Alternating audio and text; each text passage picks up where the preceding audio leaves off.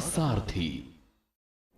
नमस्कार, खबर उत्तराखंड में आपका स्वागत है और मैं हूं आपके साथ हिमांशु श्रीवास्तव। उधम सिंह नगर में भाजपा प्रत्याशी अजय मौर्य जिला पंचायत अध्यक्ष पद के लिए निर्विरोध चुने गए। नामांकन की अंतिम समयावधि को अभी तक कोई अन्य उम्मीदवार मैदान में नहीं उतरा, जिससे उनका निर्वाचन तय हो गया। सुबह तक ये कयास लगाए जा रहे थे कि निवर्तमान अध्यक्ष रेणु गंगवार भी पर्चा दाखिल कर सकती हैं, लेकिन पर्याप्त समर्थन न मिलने के कारण उन्होंने नामांकन नहीं किया। नवनिर्वाचित अध्यक्ष अजय मौर्य ने अपनी जीत का श्रेय मुख्यमंत्री पुष्कर सिंह धामी और भाजपा के संगठन को देते हुए कहा कि सभी सदस्यों के सहयोग से जिले में विकास को प्राथमिकता दी जाएगी।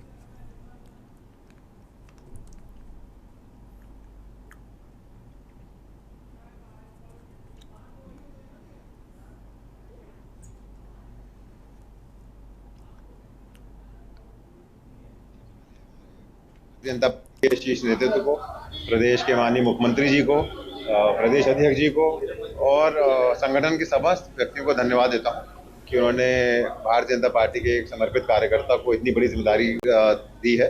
अजय मौर्य जी को जिला पंचायत अध्यक्ष के पद पे यहाँ पर उन्होंने मनोनीत किया है और उनको शुभकामनाएं देता हूँ अजय जी को, और उम्मीद यही करूँगा कि ये तीसरी सरकार है हमारी। जिला पंचायत अध्यक्ष का बहुत अहम रोल होता है पंचायतों के डेवलपमेंट में और भारतीय जनता पार्टी की रीति नीति को धरातल पर उतारने में। तो उम्मीद उनसे यही करूंगा कि जिस पद पे वो बैठ रहे हैं उस पद की पूर्ण रूप से जिम्मेदारी उठाते हुए पंचायतों का भी विकास करेंगे और भारतीय जनता पार्टी की रीति नीतियों को धरातल पे लाने का पूरी कोशिश करेंगे। मैं सर्वप्रथम तो मैं यहाँ के संगठन और प्रदेश नेतृत्व का और यशस्वी उत्तराखंड के मुख्यमंत्री माननीय पुष्कर सिंह धामी जी का बहुत बहुत धन्यवाद करूंगा, जो मुझे यहाँ का प्रत्याशी घोषित किया, और उन्हीं के आशीर्वाद से और यहाँ भारतीय जनता पार्टी के सभी जनप्रतिनिधियों के सहयोग से मैं यहाँ का निर्वाचित अध्यक्ष नियुक्त हुआ हूँ और यहाँ पर सब लोगों के बीच में जो है सभी लोगों का प्यार इसने बना है। विकासनगर के चकराता मोटर मार्ग पर एक बार फिर बड़ा लैंडस्लाइड हुआ। सबसे बड़े लैंडस्लाइड जोन में जकरोड मोड़ पर पहाड़ों से लगातार मलबा और बड़े बड़े पत्थर नीचे गिर रहे हैं। भारी भूस्खलन के वजह से जैनसार बाबर की लाइफ में कहे जाने वाला मुख्य मार्ग पूरी तरीके से बंद हो चुका है।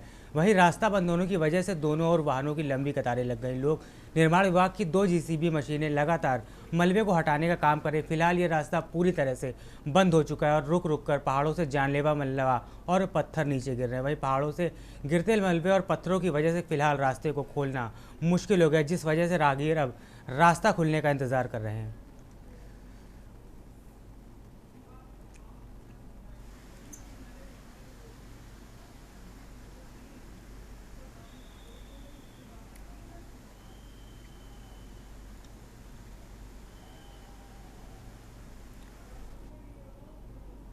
खबर देहरादून से, जहां उत्तराखंड में लगातार हो रही भारी बारिश से जनजीवन अस्त व्यस्त हो गया। पहाड़ से लेकर मैदान तक बारिश का दौर जारी है। मौसम विज्ञान केंद्र देहरादून, हरिद्वार, टिहरी, पौड़ी, नैनीताल, ऊधमनगर और बागेश्वर के लिए 12 और 13 अगस्त को रेड अलर्ट जारी किया गया है। इन जिलों में बारिश की भारी संभावना है, जबकि अन्य से क्षेत्रों में हल्की सी मध्यम बारिश के साथ गर्जन और तेज बौछारें भी हो सकती है। मौसम वैज्ञानिक रोहित थपलियार ने बताया कि 14 और 15 अगस्त के लिए कुछ जिलों में ऑरेंज अलर्ट जारी है।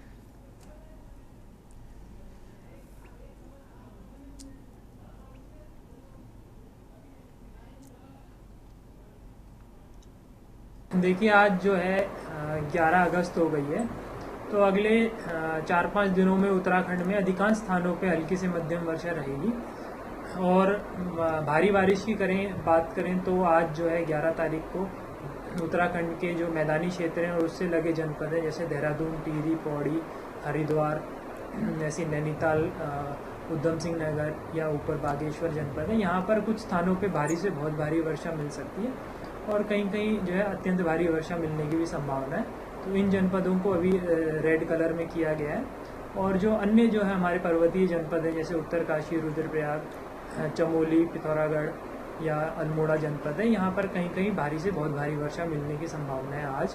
तो इसको जो है ऑरेंज कलर में किया गया है।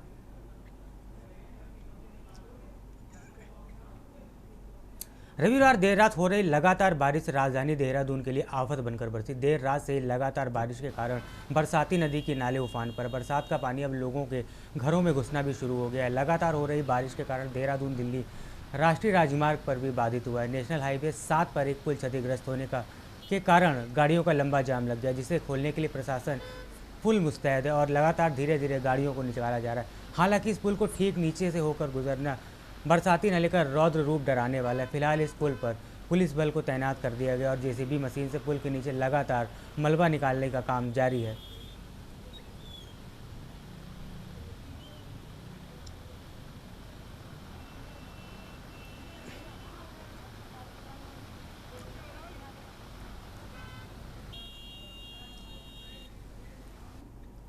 फिलहाल वक्त तो चला है छोटे से ब्रेक का, जल्द लौटेंगे। आप देख रहे हैं के न्यूज, खबरों का सारथी।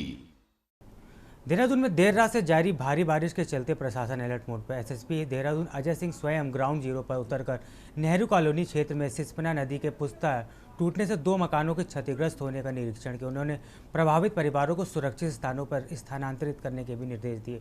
एसएसपी ने पुलिस और टीमों को राहत बचाव उपकरणों के साथ त्वरित कार्रवाई के लिए तैयार रहने का भी आदेश दिया। सभी थाना प्रभारियों को नदी नालों के किनारे गश्त लगाने और लाउड स्पीकर के माध्यम से लोगों को सतर्क रहने के निर्देश भी दिए गए।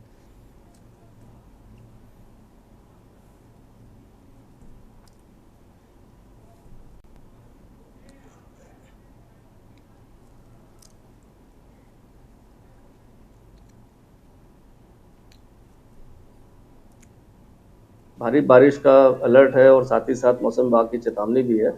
तो इसको देखते हुए जो हमारे नदी नालों के किनारे बस्तियां हैं, खासकर टूरिस्ट स्पॉट हैं, उन सभी जगहों को खाली कराया गया है। खासकर टूरिस्ट स्पॉट जिसमें लोग चले जाते हैं, इनको अंदाजा नहीं होता है कि वहाँ अचानक जलस्तर बढ़ जाता है, कोई घटना ना हो। सुबह से हमारी टीमें अनाउंसमेंट कर रही हैं जैसे जगहों पर कि सेफ जगहों पर अपने चले जाएं, जिससे कि कहीं कोई जलस्तर बढ़ने से कोई घटना ना हो। ऐसे कुछ इलाकों में जहाँ पानी भर गया वहाँ भी पुलिस और आपदा राहत दल तत्काल पहुँच के ऐसे लोग को निकाल भी रहा है। कुछ घटनाएं प्रकाश में भी आई थी, जैसे आंशिक रूप से मकान क्षतिग्रस्त होने की भी आई। पुस्ता डहने के कारण दीपनगर में, कोतवाली थाना क्षेत्र में लक्ष्मण चौक में भी मकान पुराना था, उसके गिरने की सूचना है। तो तत्काल ऐसे स्थानों पर पुलिस राहत बचाव कार्य भी कर रही है। देहरादून स्थित एक निजी होटल में भारत भारती द्वारा प्रांतीय संस्कृति संगम का आयोजन किया गया। कार्यक्रम में शुभारंभ कैंट विधायक सविता कपूर और गणमान्य अतिथियों द्वारा दीप प्रज्वलित किया गया। इस दौरान विभिन्न सांस्कृतिक प्रस्तुतियां भी प्रस्तुत की गईं। कैंट विधायक सविता कपूर ने भारत भारती संस्था द्वारा आयोजित कार्यक्रम की सराहना की। कहा कि ऐसे कार्यक्रमों में भारत की विभिन्न संस्कृतियों की दर्शन होते हैं, तो वही हम अपनी संस्कृति से भी जुड़े होते हैं। वहीं दून डिफेंस एकेडमी के एमडी संदीप गुप्ता ने भी कहा कि भारत भारती का यह प्रयास सराहनीय है, क्योंकि जिस प्रकार से आज देश में उथल पुथल चल रही है, ऐसे में सभी लोगों को एक प्लेटफॉर्म पर लाना और सबको ये बताना कि हम सब एक और हमें देश के लिए कार्य करना चाहिए।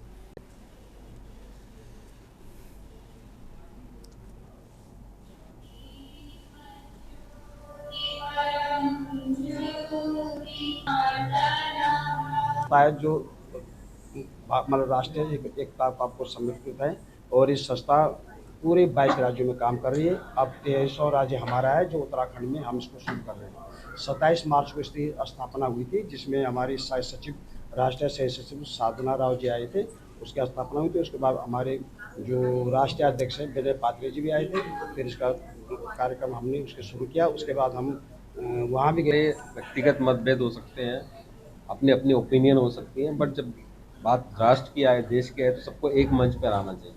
अभी आपने देखा होगा हाल ही में ऑपरेशन सिंदूर हुआ, तो सेना ने कितना बढ़ चढ़कर हिस्सा लिया। संस्कारों से अपने देश की संस्कृति से जुड़ा एक कार्यक्रम होगा और जिसमें विभिन्न प्रदेशों की झांकियाँ, हमारी वेशभूषा, भाषा, इसको ये दिखाने का प्रयास करते हैं कि हमारा देश एक है, अनेकता में एकता को लेकर हमारा देश काम करते हैं। तो सभी को मैं शुभकामनाएं देती हूँ। हल्द्वानी और उसके आसपास के क्षेत्र में देर रात से लगातार तेज बारिश हो रही। बारिश से जनजीवन पूरी तरह से प्रभावित हो गया है। वहीं सभी नदी नाले उफान पर है। इस दौरान नैनीताल जिले की एक बड़ी घटना सामने आई है, जहां रामगढ़ के धनगढ़ी नाले में बस का ब्रेक फेल हो गया, जिसने नाले के पास खड़े कई लोगों को टक्कर मार दी। इस हादसे में 2 लोगों की मौत हो गई और कई लोग घायल हुए हैं। वहीं कई जगह नाला उफान पर होने के चलते ट्रैफिक भी रुक गया है। पहाड़ों पर भी भूस्खलन हो गया। नगर निगम और प्रशासन की टीम लगातार क्षेत्र में नालों को खोलने में जुटी हुई है। वहीं नदी नालों के पास रहने वाले लोगों ने सुरक्षित स्थान पर जाने की अपील की जा रही है।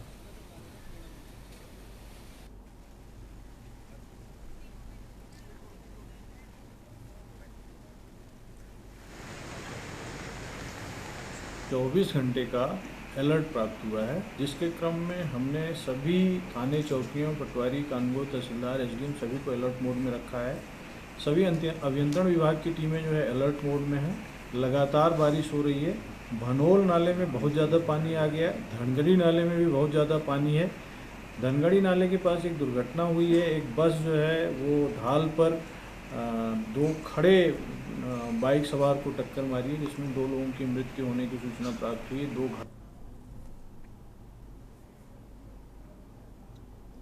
खबर देहरादून से, जहां जिला प्रशासन की क्विक रिस्पांस टीम क्यूआरटी आपदा प्रभावित क्षेत्रों में रेस्क्यू कार्यों में लगी हुई है। राजीव नगर के रिस्पना नदी के किनारे रहने वाले परिवारों के लिए प्रशासन ने स्थानीय गेस्ट हाउस के 15 कमरे अधिग्रहित किए हैं। भोजन की व्यवस्था भी प्रशासन के द्वारा वहां की जा रही है।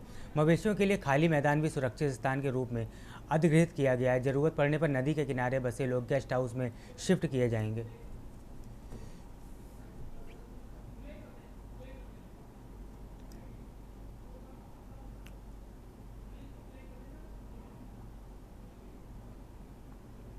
खबर पौड़ी से, जहां श्रीनगर विधानसभा क्षेत्र के अंतर्गत पाबो, थलरीसैंण और खिरसू विकास खंडों में आपदा से हुए नुकसान के आकलन के लिए संबंधित विभागों की टीम को मौके पर भेजने के निर्देश उच्चाधिकारियों को दिए गए, जो कि आपदाग्रस्त क्षेत्रों का स्थलीय निरीक्षण कर दैवीय आपदा से हुए नुकसान का आकलन करते हुए रिपोर्ट शासन को उपलब्ध कराएंगे। इसके साथ ही क्षेत्र के क्षतिग्रस्त विद्यालयों, मोटर मार्गों व पुलिया आदि का निर्माण कार्य तत्काल शुरू करने के निर्देश विभागीय अधिकारियों को दिए, जिसके लिए आपदा मद से धनराशि जारी करने का अधिकार शासन व जिलाधिकारी द्वारा मंडलायुक्त को दिया गया।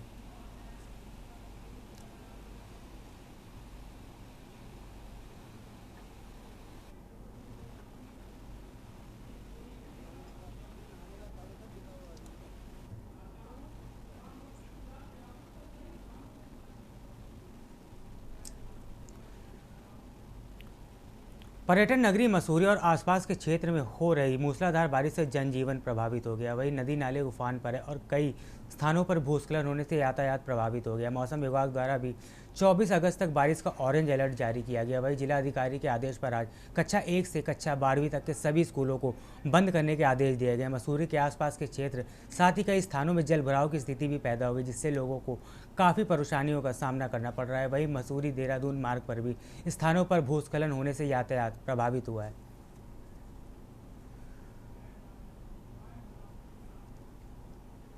खबरों में फिलहाल इतना ही। आप बने रहिए के न्यूज़ इंडिया के साथ। नमस्कार।